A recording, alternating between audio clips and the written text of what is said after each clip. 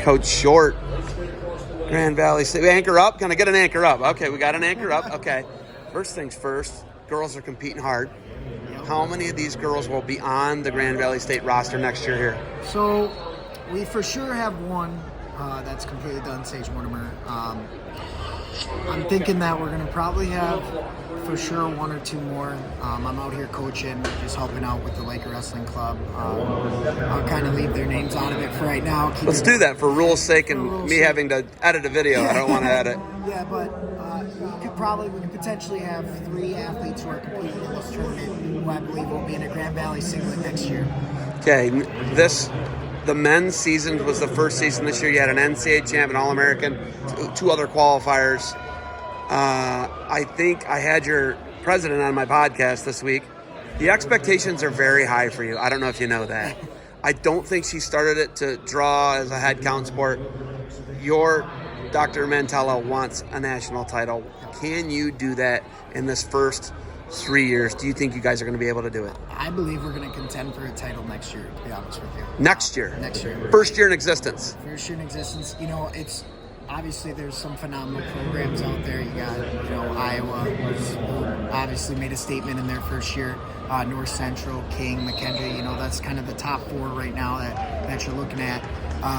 But with the roster we're putting together, with the athletes that we're bringing in, we're bringing some veterans in too. It's not like we're this isn't a start from scratch deal right now. This isn't dig the foundation. This is like, it's there, it's ready to go. And that's kind of, the idea when I saw Grand Valley and first got there, I knew it was going to be a real thing. I knew we would have a chance to be competitive right out of the gates. And so, if we're in the mix next year, I will not be surprised trying to win a national title. You're here right now at the U.S. Olympic Trials 2024. You don't even have a competitive team on the mat yet, and you have multiple girls in the tournament. What's that say about what Grand Valley's putting into it and what you're putting into this new program at Grand Valley? Yeah, absolutely. I truly believe that Grand Valley is going to be a special place, and I think just from the things that I've done in my short career and coaching, I feel like I've built a little bit of a foundation, and obviously we got blessed with Sage coming over immediately, and she started training with our club immediately. She makes she takes like 3rd or 4th at the Bill Farrell, then wins the U.S. Senior Open, and then now she's in the finals of the Challenge Tournament at the Olympic Trials. To say that she hasn't made jumps and leaps, would be kind of crazy. She knows it. She's getting better, and I think people see that and they believe in what the system. Not to sound arrogant or anything, but the system that I put in play a little bit. I that's where I'm confident.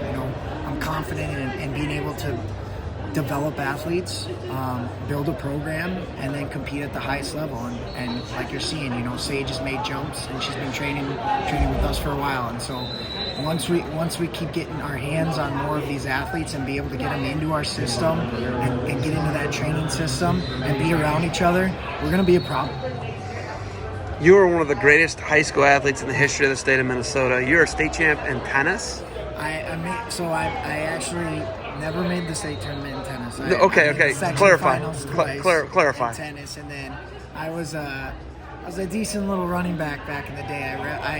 I played varsity football since my sophomore year and rushed for like 5,000 career yards or something like that. Did you? Yeah. And then you were state champ for your dad, right? Yeah, 4-time state champ. For your dad. Yeah, for my and own dad. So talk about your dad's the head coach. What high school? I forget it. Simley. So your dad's a legendary Minnesota coach at Simley. Obviously, Minnesota, the Gophers have a connection with Simley. Why? What do you think the old man's teaching you? And you're a coach now. How do you lean on Dad a lot for advice? Funny you ask that. I got done calling my dad yesterday. I have such an amazing relationship with my father. He is, in my opinion, the greatest coach on the planet Earth. I'm a little biased, obviously, but he knew how to balance being a father and being a coach like I've never seen. He's so good in the mental area of wrestling, and so I call on him a lot in that area. As far as like the technical side,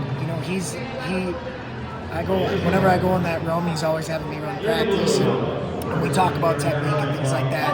that's where I'm strong. That's where I believe I can, like I said, I can develop athletes. I have a high, technical ability as far as teaching and being able to do it. And then I lean on my father for that mental side of the game and the gamesmanship, where he's one of the best out there.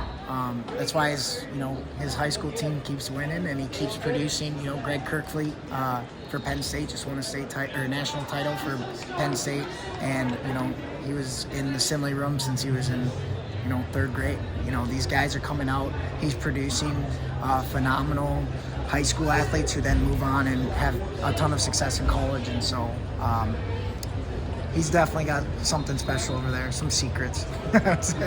Okay, we got some other stuff going on here. We got some other finals. Do you got anything else for me? No, just excited about the future, excited about what Grand Valley State University has to offer. So. Coach Short, you got an athlete waiting for you. Good luck moving forward. Thank you.